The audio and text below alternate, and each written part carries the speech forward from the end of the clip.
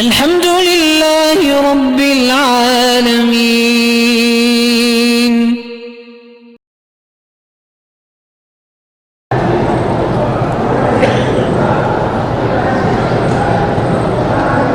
میری بیوی کو ہر مہینے میں 500 ریال بھی دیتا ہوں، لیکن میری جیب سے وہ پیسے بھی اٹھا لیتی. اللہ ہدایت دے، اور کیا کر سکتے ہیں، بیوی ہے، برداشت کرو. اور ایک بات یہ بھی دیکھا کرو کہ تمہارا مہینے کا کتنا خرچ ہے، اس حساب سے اس کو چلو آدھا تو دو نا،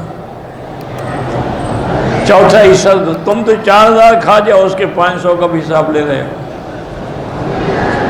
بہرحال پیار سے سمجھاؤ کہ بغیر خاوند کی اجازت کے پیسے نکالنا چوری ہے، حرام ہے.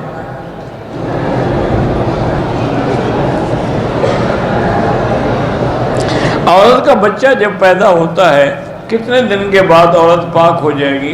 جب خون بند ہو جائے پاک ہو جائے گی. چاہے 2 دن کے بعد بند ہو جائے، 4 دن کے بعد بند ہو جائے، بلیڈنگ بند ہو جائے، تسلی ہو جائے، پاک ہے. وضو کرے، غسل کرے، نماز پڑھے. وہ 40 دن کا مسئلہ جو ہے نا لوگوں نے بنا رکھا ہے، وہ تو یہ کہ اگر خون بند نہیں ہوتا تو ہم 40 دن تک دیکھیں گے، پھر بھی بند نہیں ہوتا تو اب 40 دن کے بعد وہ پاک ہے.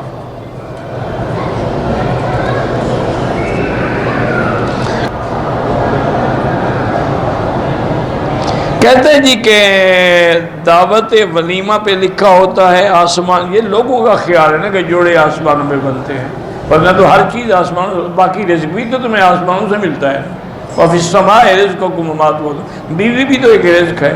یہ تو نہیں کہ صرف وہی کا جوڑا آسمان میں بنتا ہے، باقی سب کے زمین پہ بنتے ہیں. عشق تم زمین پہ کرتے ہو، جوڑے آسمان پہ بنتے ہیں. یہ جو تم چیٹنگ کرتے ہو اور میسج بھیجتے ہو اور جناب کالج کے گیٹ پہ کھڑے ہو کے لڑکیاں تاڑتے ہو، یہ جوڑے بن رہے ہیں. ایسے جاہلوں کی باتیں ہیں، لوگوں نے گھڑ رکھی ہیں، کیا کرے آپ.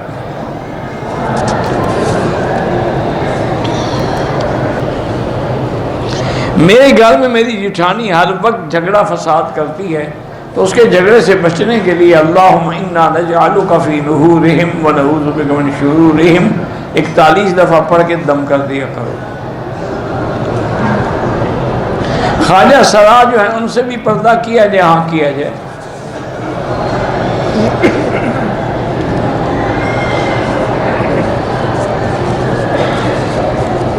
یہ دیکھو نا کہ ان میں بھی اچھے بھی ہوتے ہیں، ان میں برے بھی ہوتے ہیں، تو بچنے کی کوشش کرنی چاہیے.